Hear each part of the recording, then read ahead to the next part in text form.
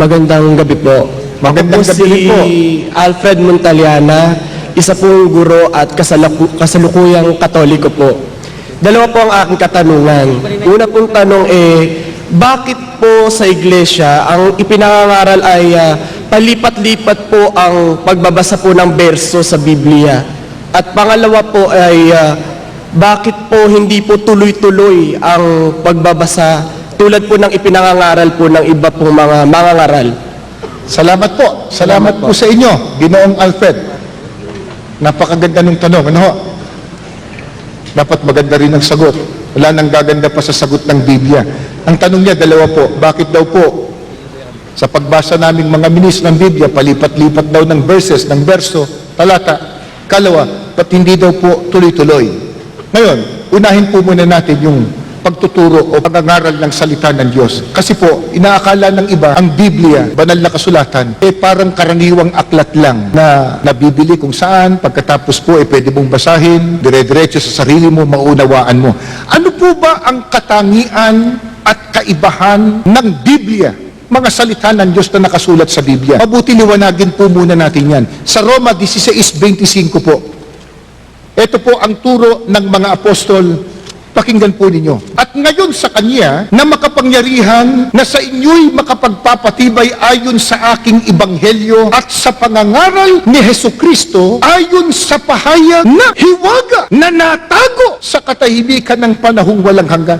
Ang salita ng Diyos, yun din po ang ebanghelyo ng ating Panginoong Sukristo. Ang sabi po, nakatago, itinago na sa hiwaga pa. Kaya hindi po ito pangkaraniwang aklat na basahin mo lang sa sarili mo, maiintindihan mo na. Ano po sabi ng Biblia? Sabi ng mga apostol, ang salita ng Diyos o ebanghelyo, nakatago sa hiwaga, inilihim sa hiwaga. Paano mo maiintindihan? Paano mo mauunawa? Nakalihim pala sa hiwaga. Biblia rin po sasagot. Marcos 4:11. Tuloy po natin sa talatang 12. Ganito po ang turo ng ating Panginoong Sukristo. At sinabi niya sa kanila, sa inyo ay ipinagkaloob ang makaalam ng hiwaga ng kaharian ng Diyos. Datapot sa kanilang mga nangasa labas, ang lahat ng mga bagay ay ginagawa sa pamamagitan ng mga talinghaga upang kung magsitingin sila'y mga kakita at huwag mamalas at kung mga kinig sila'y mga karinig at huwag mga kaunawa, baka sakaling sila'y managbalik loob at patawarin sila. Nakalihim pala sa hiwaga ang salita ng Diyos na nakasulat sa Biblia. Paano po ito mauunawa ng tao? Ang sabi po, ipinagkaloob sa kanila ang makaalam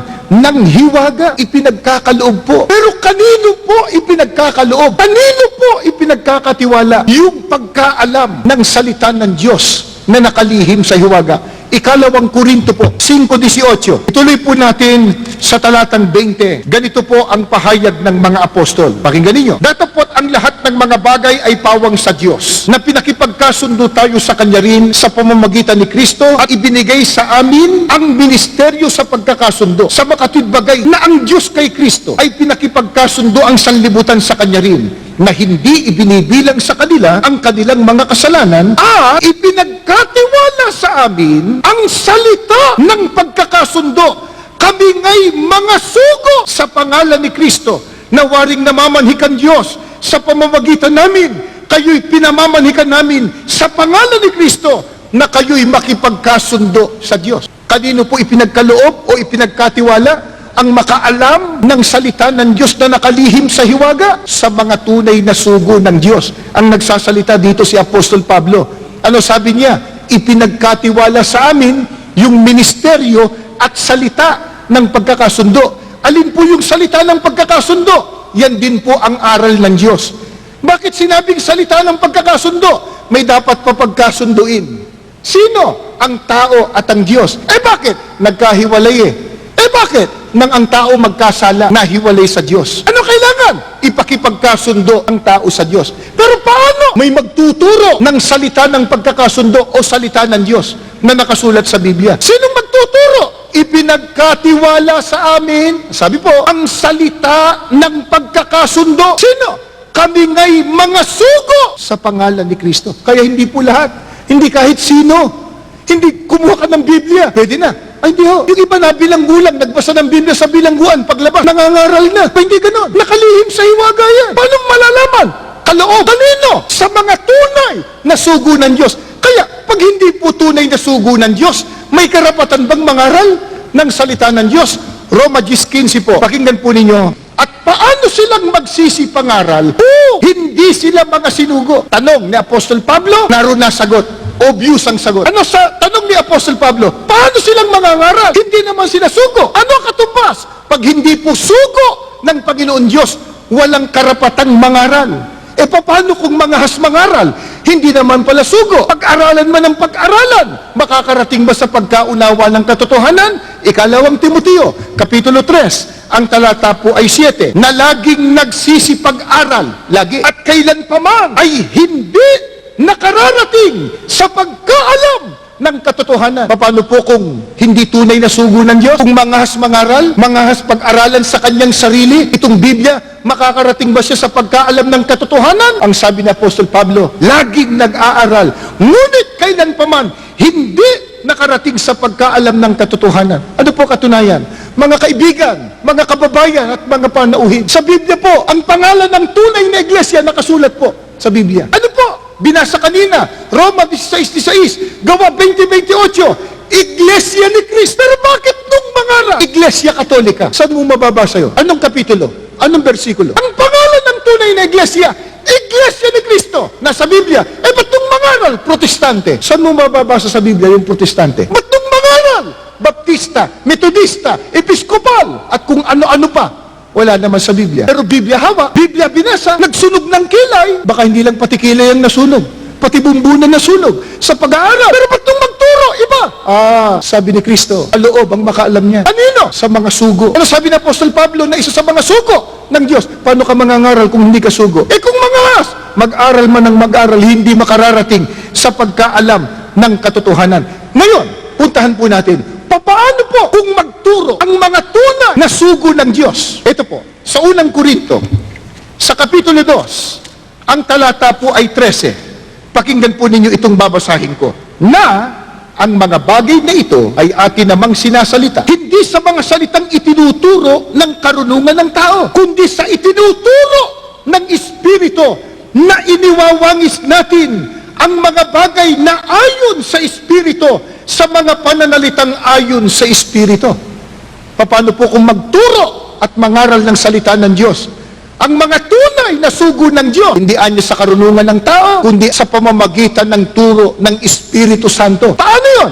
Iniwawangis ang mga bagay na ayon sa Espiritu, sa pananalitang ayon sa Espiritu. Iwinawangis sapagkat ang salita po ng Diyos na nakasulat sa Biblia, wala pong kontradiksyon, walang salungatan. Kumuha po tayo ng halimbawa. Dito po sa Genesis, yung Genesis po ay unang aklat ng Biblia. Babasahin ko po sa Genesis yung 3:1. Ito po, ang ahas nga ay lalong tuso kaysa alinman sa mga hayop sa parang na nilikha ng Panginoong Diyos. At sinabi niya sa babae, tunay bang sinabi ng Diyos, huwag kayong kakain sa alimang punong kahoy sa halamanan? May binabanggit po ditong ahas, yung diablo, na saan yung ahas? Tinukso yung mag-asawa, si Adan at si Eva. Ang banggit po, ahas. Gusto mong malaman, sino yung ahas? Eh pagka sinunod natin po, Ginoong Alfred, yung tanong po niyo na dapat tulad ng ibang tagapagturo, dire-diretso basa, sunod-sunod, tuloy-tuloy. Bakit sa amin, malipat-lipat po ng talata? Kung susundin po nating dire-diretso, ang tanong po natin, sino yung ahas? O, basahin natin sa 2, at sinabi ng babae sa ahas,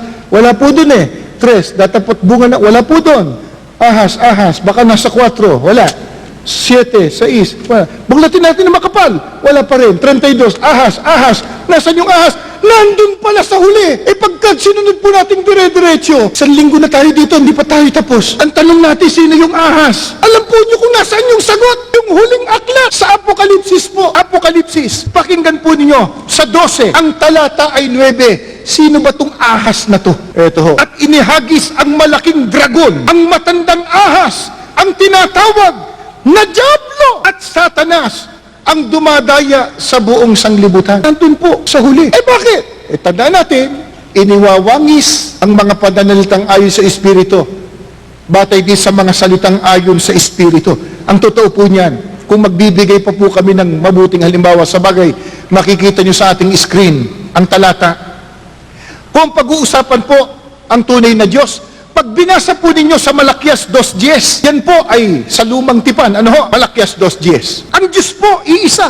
Sino? Ang Ama. Pagka pumunta po tayo sa panahon ni Kristo, panahon Kristiyano, Juan 17:1 at 3, magkawangis. Ang turo ni Kristo, ang Ama lamang, ang tunay na Diyos. Pagdating ng panahon ng mga apostol, unang Korinto 8:6, pag binuklat mo, ibang talata din, ibang panahon din, sabi ni Apostol Pablo, sa ganang atin, may isang Diyos lamang, ang Ama.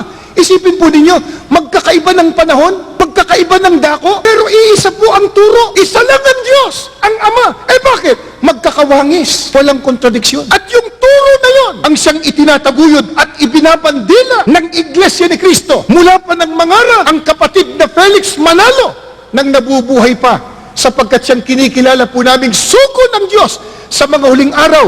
Nanindigan siya sa harap nino man at saan man. Isa lang ang Diyos, ang Ama. Hindi ba magkakawangis? Ang sabi ng propetang si Malakias, isa lang ang Diyos. Ang sabi ni Kristong pinakadakilang sugo, isa lang ang Diyos, ang Ama. Ang sabi ng mga apostol, sa ganang atin, isa lang ang Diyos, ang Ama. Ang turo ng kapatid na Felix Manalo at ng Iglesia ni Kristo sa kasalukuyan, isa lang ang Diyos, ang Ama. Magkakawangis. Kaya nasasagot po, Ginoong Alfred, ang inyong katanungan kung bakit gayon ang paraan ng pagtuturo, ang salita ng Diyos nakasulat sa Biblia, magkakawangis po.